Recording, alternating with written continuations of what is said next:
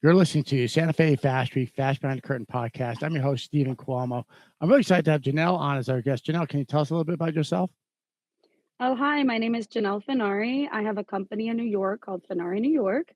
And the beauty of our brand is that it's eco-friendly, sustainable, and made in New York City. That's cool. So, how'd you get yourself, or how'd you find yourself getting into the fashion industry? Oh, wow. Long story short, but I think I was born into it. I mean, I literally started sewing when I was 8 years old. Um, I was um, I was taught by my family, by my mother. So it kind of like was a family situation. Another one of the people in my family was actually an aunt, was in the garment center back in the 40s. So yeah, I started very young. My first job I landed, I think I was 17.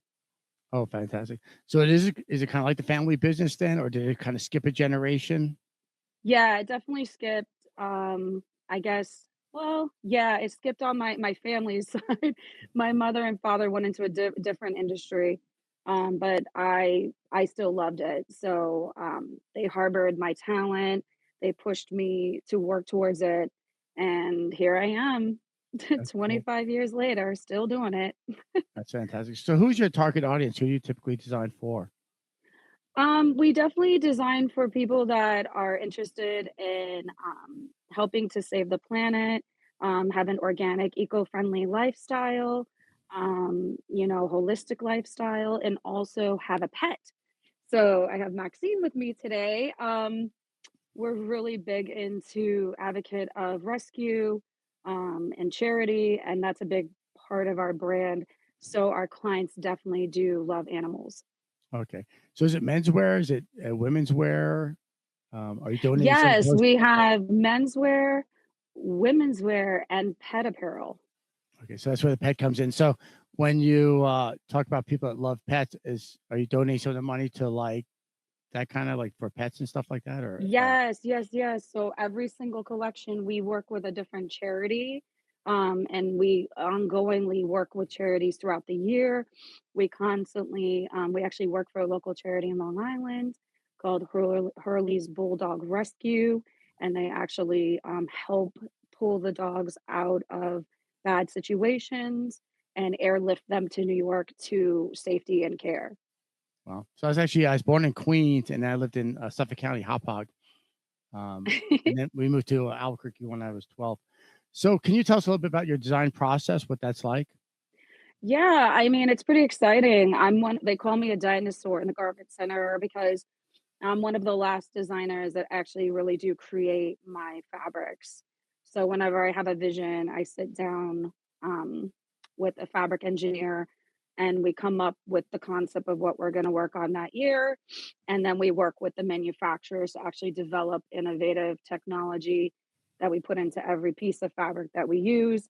And everything is eco-friendly, sustainable, and high quality yarns. So what we say about sustainability is that our clothing line also stands the test of time. Our clients still have our clothing from 10 to 20 years ago. And we're actually going to be showcasing this year on Instagram and TikTok to show that the value of buying our brand is quality. That's cool. So are you manufacturing here in the States or overseas? We are definitely making everything handmade in New York right now, and also we found a couple manufacturers in the United States to help us with the manufacturing. We are in conversations though with lots of sustainable factories overseas that really want to make that partnership. So we're hoping to take us to the next level. We can do that this year. Fantastic. So is your dog wearing one of your designs? Is that why you have the dog in the video? Yeah.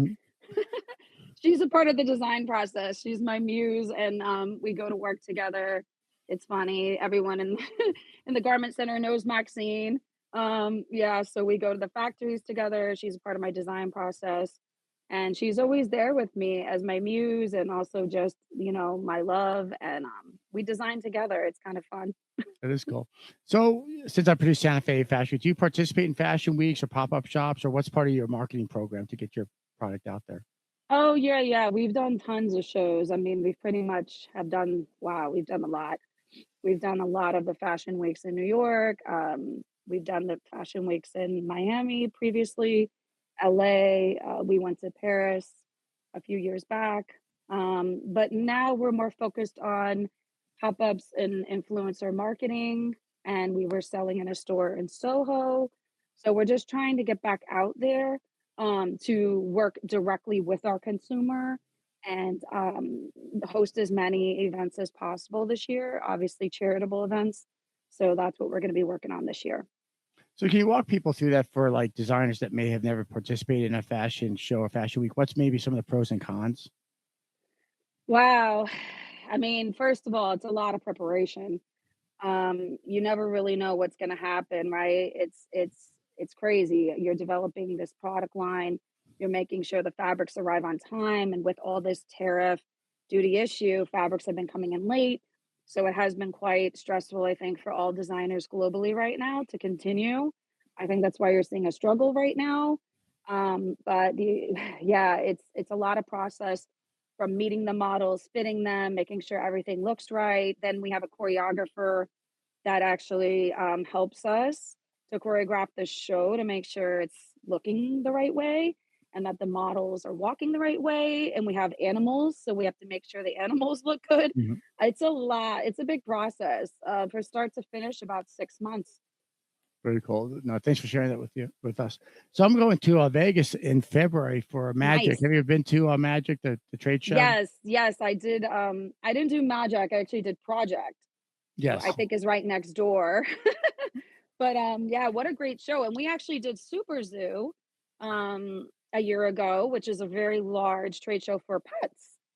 Very cool. So again, can you walk us through that process? It's interesting. When I first started Santa Fe Fashion Week, not knowing any better, now it's about 10 years ago, I didn't really understand where I fit into the whole food chain, if you will, of fashion shows. Because obviously, I have New York Fashion Week, and then which is I think more the official New York Fashion Week, which is more maybe press and whatnot, and then you have Magic, which is a true trade show, and then I would say Santa Fe Fashion is maybe more of a show and sell where you're selling directly to the consumer. But what was your thoughts on showing a project? Oh, wow, Project was a great show for us. We did it a few times, but again, it was a different economy, but we did amazing. Picked up really great, partners, stores, um, really good experience. I've definitely thought about going back. Only because we're focused in the pet world right now is why we decided to do the Super Zoo show. But yeah, I think any show is a good experience, honestly. It's so much networking that goes on. You're there for like we were there for a week. We had tons of meetings. We ended up getting onto like a little segment, a marketing segment for our brand. It's just overall, it's a really good I think it's a great experience for a designer. But like they say, you have to be ready because the people that are walking those floors are quite serious. So I always tell designers, make sure you're ready because you may have to produce something very quickly. Yeah, it's interesting. I lived in Vegas for 22 years, and I'm thinking about doing like maybe a little meet and greet after. I think on Wednesday the fourth, I'm messaging somebody back and forth. And again, I think that networking, like live events, networking is such a huge component of that, right? Because you get to meet other people in the industry. I think so. I mean, I thought the show was great. We were seen, you know what I mean? We were seen by Paris, which is kind of ironic, right? I mean, you think you're going to Las Vegas, you know what I mean? I can't believe Paris was walking the floor. You never know who's walking. That's what I always tell everyone. You just don't know. And the networking was the biggest part, I think, that we loved the most about going to Las Vegas. It was so much fun. I even think like they had the little like for lack of a better word, the cafeterias, just where all the food is and stuff like that. And everybody's there's a lot of walking, so to be able to sit down and talk to people that are in the industry. So when you talk about I just want people like designers that are like emerging designers. I think that's people that most listening to my podcast. When you say be ready, I don't know if a lot of designers realize like you have to have your obviously you have the cost of having a lookbook, right? I mean, I think a lot of people are doing maybe digital, but also having a lookbook, right? And then having your manufacturing in place and your fabric in place. So can you maybe walk maybe some of the newbies that are in the fashion industry what that process is like when you say be ready? No, listen, I'm a consultant as well, so I've helped designers go walk through this process. But yeah, you definitely want to develop something that is accessible, right? Like, don't try to get an exotic fiber that you can't get a hold of. I always tell designers when they start a line, like when we start a line, we create something, but we make sure we have a surplus of it and that we're able to get more. So those are the questions you always want to ask before you dive into a project, because whatever you're showing there, you have to be able to produce that in 30 to 45 days, sometimes sooner. So that could be quite scary. But I mean, as a designer, you can control your delivery and you can just, extend the delivery if needed. But yeah, we're actually working on a big project right now. But like I said, we had to be prepared with it. That means having your labels, your tags, your fabric. I mean, you don't think of these things, right? You think a label, that's easy. But sometimes a label, like our labels, got held up with the tariff. It was insane. We didn't have labels for how many months was that? Like almost 2 months, and we were panicking. So we had to make them locally. So it's always good to have, I guess my point is you always have to have an extra manufacturer on hold in case somebody doesn't come through. If that makes sense. That would be like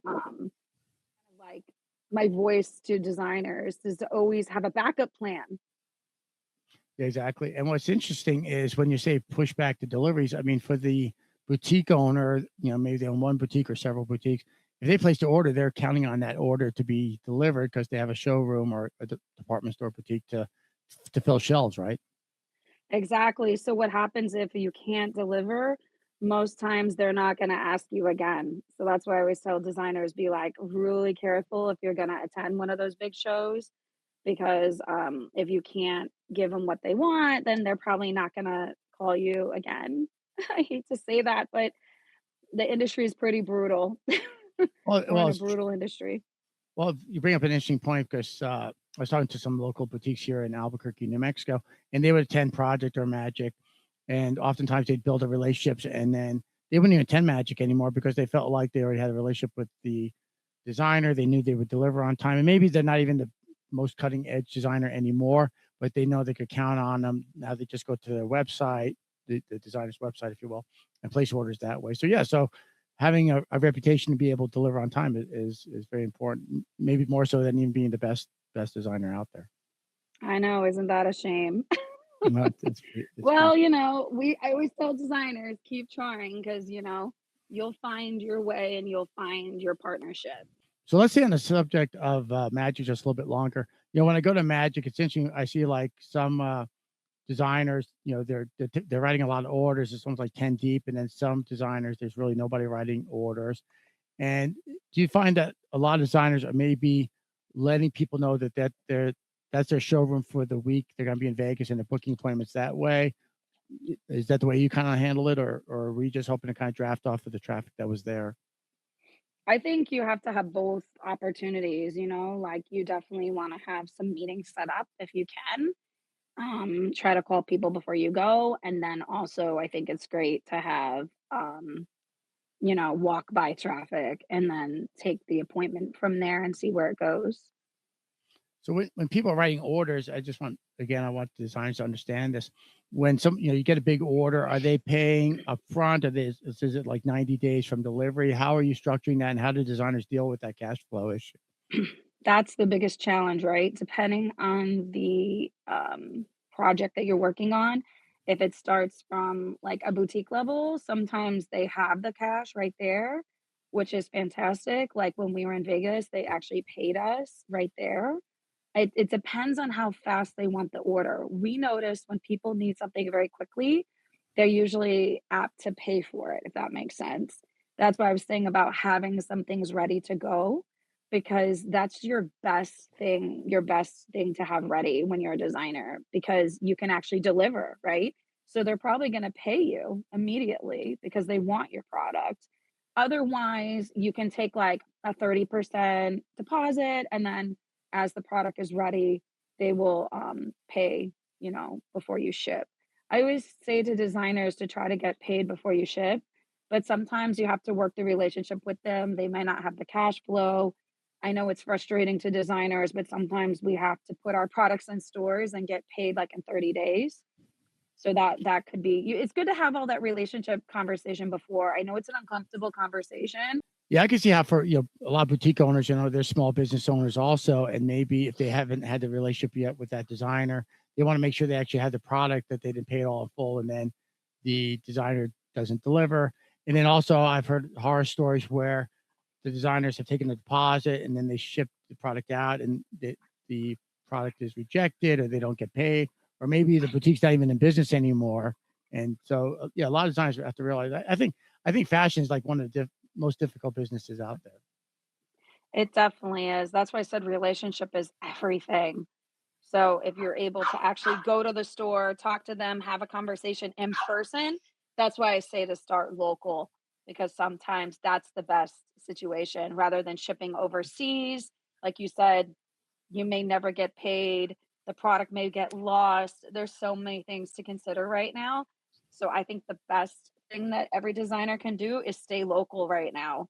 I mean, we're doing that, but we're also going to go do something national. But we're ready for it. That makes sense. You have to be prepared, have factories set up, ready to work. Because once you know, the deliveries are asked of you, you have to be able to do them very quickly in like 30 days. So can you talk a little bit about pricing? Obviously we have issues with tariffs on again, off Yes. again. But when you're pricing things out, I owned a restaurant in the past, and so obviously with that we had food costs, and even then, I remember back in the day, if there was terrible rains or something in California, sometimes the produce didn't come in the way it should. But how do you work your pricing from the cost of goods, or how do you do your pricing for your goods? Well, that's been the biggest challenge. We've known what our pricing has been for so long, right? So it was easy for us to price out our products. But now with this big shift with the tariff, and it's literally every single country that we buy fabric from has now increased. And it's so hard now because we want to raise pricing and we've actually had to discount pricing. So, in that aspect, it really is hurting designers as a brand. But that's just where we are right now. That's why, usually, with this kind of economy, it's good to do like a higher price point. That's why we're doing our luxury line because we find that that's going to win the race. You know what I mean? Like, luxury is definitely something that is sustainable during this kind of tough time in this economy. But from the pricing standpoint, you do have a lot to consider because you have the fabric, the trimming, the manufacturing piece, and then you also have to think of your marketing. I think that's the biggest problem designers forget, to add that extra piece to pay your marketing team. And I think that's a big deal. And that's the hardest part, right? Is the marketing, I think, of the brand. So I always tell designers, like, make sure you add that cost in there when you're putting together your price sheet. No, no, it's true. We talk about cost plus, right? So you take the cost of goods, cost of marketing, but then the issue is if cost plus is more expensive than people are willing to pay, then you have a Yes, real issue with that. I'm going to be honest. That's why you see so many designers not taking a bow, but kind of walking away right now because I get it. I'm in the same boat as everyone else right now. That's why I'm really pushing my luxury line. It's a tough market right now because consumers are really tapped with their budgets. Taxes and rent is at the ultimate high. So we're noticing that people have been cutting on their spending. So like, yeah, if you could come up with something a little bit economical right now, something a little more simple, that may be a good move. But also, I think staying in the luxury market is like when this happened to me before, because I'm 25 years in this, right? So Mhm. like when this happened before, like there's the same thing I did. I went into luxury, I went into bridal. You know what I mean? So like that's why I survived, was because I was making like luxury pieces. So I'm just doing the same thing again, with now that this economy has taken a big dip. We're hoping it's going to turn back around. We really are. But, we're all holding on for that moment where things start to get a little more normal again. Maybe when this tariff thing is removed, we'll all feel normal again. Exactly, exactly. So let's talk. You've been doing this for 25 years. So I'm thinking, I'm 62 years old, so I'm going back 25 years. So Yeah. that's pre-social media, would you say? Or was that pre? Yes. Thank Yes. you. Thanks for bringing this up because Yes. I love that you brought that up.